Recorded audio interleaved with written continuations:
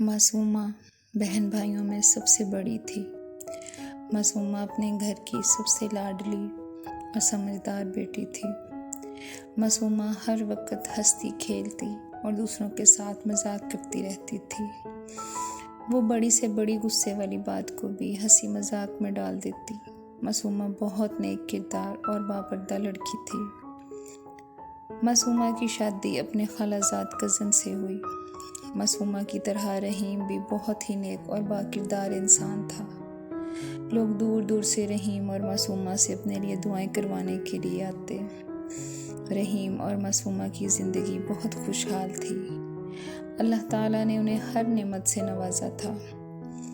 मासूमा के 3 बेटे और 3 बेटियां थीं। उनके बच्चे भी उनकी तरह बहुत ही खुश मिजाज थे। उनकी ज़िंदगी में कोई परेशानी नहीं थी। उनके घर से हमेशा हंसी की आवाज़ें आती। सब मिलकर बैठते, खाना खाते, पूरी पूरी रात बातें करते। वक्त का पता ही नहीं चलता था। ऐसे ही वक्त गुजरने लगा और बच्चे बड़े हो गए। फिर मासूमा ने अपनी 2 बेटियों और 1 बेटे की शादी कर दी। मासूमा की 1 बेटी को तलाक हो गई, जिसकी वजह से रहीम बहुत परेशान रहता था। मासूमा की बड़ी बेटी कुलसूम के भी माली हालात बहुत बुरे थे। अल्लाह ताला ने कुलसूम को 1 बेटा अता किया। उसके बाद कुलसूम की कोई औलाद ना हुई। कुलसूम की पूरी दुनिया उसका बेटा ही था। दोनों बेटियों के दुख ने मासूमा और रहीम को तोड़ के रख दिया। एक रोज़ असर की नमाज के बाद रहीम दोपहर के खाने के लिए बैठा और मासूमा से खाना लगाने को कहा।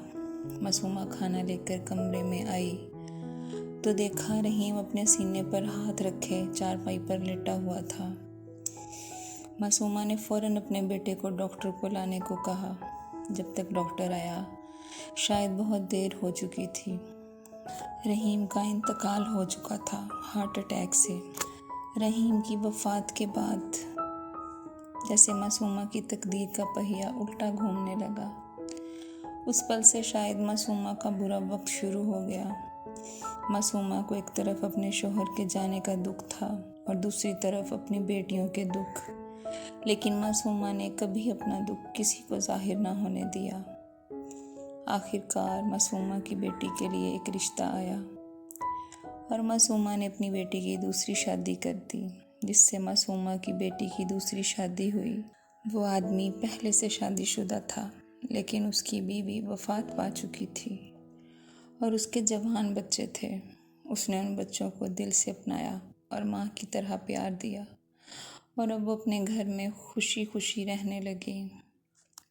कुलसूम का बेटा भी पढ़ लिख कर नौकरी पर लग गया। अब कुलसूम के हालात बदलने वाले थे। जब कुलसूम अपने बेटे की शादी की तैयारियां कर रही थी तो अचानक कुलसूम की तबीयत ख़राब हुई। कुलसूम को हॉस्पिटल ले जाया गया। जब कुलसूम के सारे टेस्ट हुए तो पता चला कि कुलसूम को हेपेटाइटिस था और वो भी लास्ट स्टेज। कुलसूम को हॉस्पिटल में एडमिट कर दिया गया।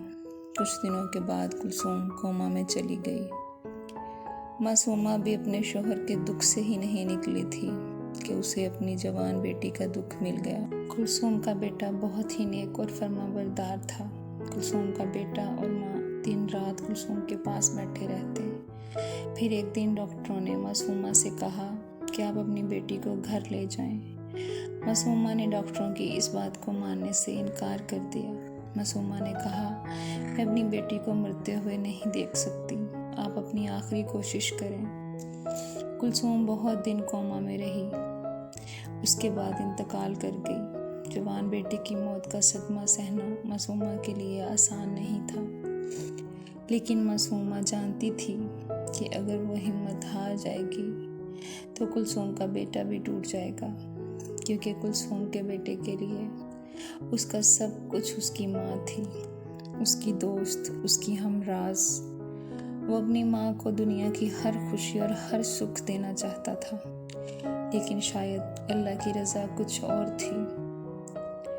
मासूमा के 3 बेटे थे। सबसे बड़ा बेटा वाजिद रोज़गार के लिए बाहर के मुल्क गया हुआ था।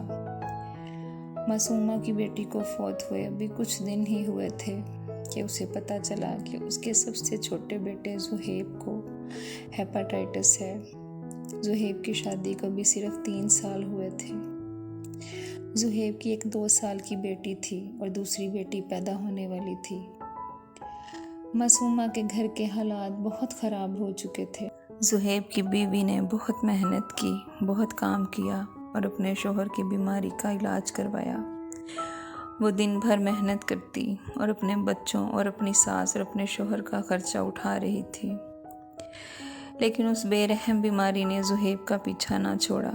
ज़ुहैब हॉस्पिटल में एडमिट हो चुका था। डॉक्टरों ने लीवर ट्रांसप्लांट का कहा।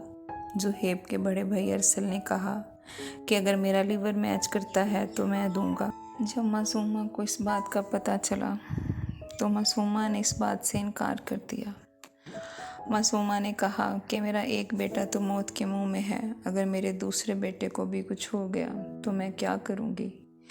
लेकिन अरसल ने डॉक्टर से कहा कि आप अपनी ट्रांसप्लांट की तैयारी करें, मुझे अपने भाई को बचाना है। लेकिन जब डॉक्टर ने कहा कि ट्रांसप्लांट के बाद भी ज़ुहैब के बचने की उम्मीद बहुत कम है, तो मासूमा ने सख्ती से मना कर दिया, क्योंकि वो अपने दोनों बेटों को नहीं खोना चाहती थी। मासूमा एक जवान बेटे को चारपाई पर पड़ा तड़पता देखकर हर वक्त रोती और न जाने कितनी मौतें रोज़ मरती। लेकिन मासूमा बहुत ही बेबस थी, वो कुछ नहीं कर सकती थी अपने बेटे के लिए।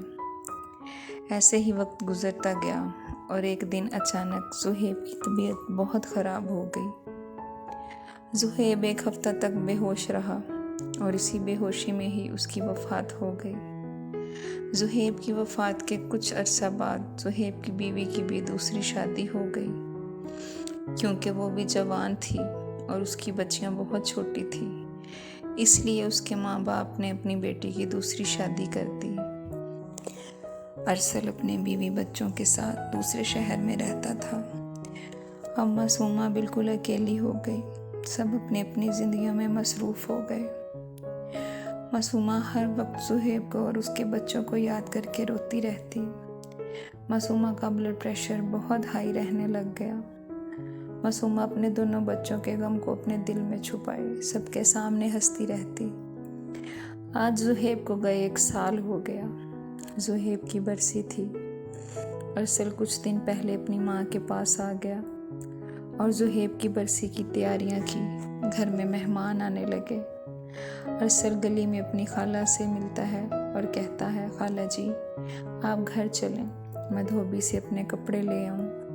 फिर आगे ढेर सारी बातें करते हैं। इतनी देर में अरसल की दोनों बहनें बाज़ार के लिए निकल पड़ी।